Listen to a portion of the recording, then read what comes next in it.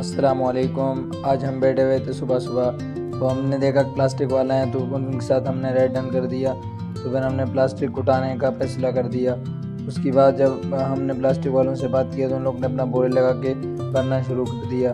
اس کے بعد پھر ہم نے پاپڑ منگائے، ہمارا چھوٹے ڈاؤن نے پاپڑ لایا اور ہم پاپڑ کھانا شروع کر دیے۔ پھر مال آرام سے بھرتے گئے اور جب بورے بھر گئے اور مال پیچھے سے خالی ہوتا گیا۔ اس کے بعد پھر ہم نے یہ دیکھا کہ سارے مال تو بھر گئے، اب کرنا کیا ہے۔ اس کے بعد ہم بیٹھے ہوئے تھے تو ہم نے دیکھا یہ کہ پلاسٹک والوں نے دوسرا بڑا بورا خالی کر دیا۔ اس کے ساتھ ہی بوتل والے آئے تھے بوتل بھرنے کے لیے، گیس بوتل۔ اس کے بعد پھر گیس بوتل والوں نے اپنا کام شروع کر دیا، آرام سے بھرتے گئے۔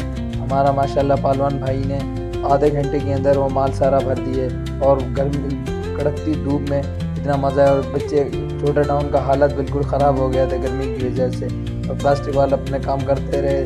اور اس طرح پھر ہم نے پہلے بوتل والوں کا گاڑی لوڈ کر دیا اور بورے لگا دیے، بہت مزہ آیا۔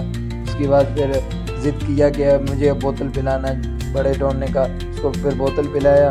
پھر اس نے جب بوتل پیا تو پھر اس نے بولا کہ اب تمہیں پیسے ملیں گے۔ اس نے ہمارے کو پیسے دے دیے۔ اس کے بعد پھر ہم نے پلاسٹک والے کا مال لوڈ کیا۔ اس کے بعد پھر میں 1 بجے نماز پڑھنے کے لیے ظہر کا نماز پڑھنے کے لیے گیا، پھر نہایا، کپڑے چینج کیے۔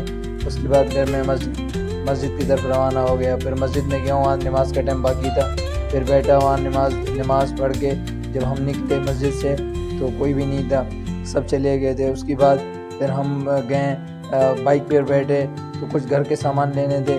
پھر وہاں سے واپسی میں ہم نے تھوڑا ویو کیا، بہت مزہ آ رہا تھا۔ اس کے بعد پھر ہم نے جو کچرا مال بچا تھا اس میں چانٹی مار کے فارغ ہو گئے، پھر عصر کا نماز پڑھے۔ اس کے بعد پھر بچا ہوا مال جو تھا وہ روٹی تھا۔ اس کے بعد ہم نے روٹی پہنچائے گودام پہ۔ چینل کو سبسکرائب کریں، انشاءاللہ ملیں گے دوسرے بلاگ میں۔ السلام علیکم۔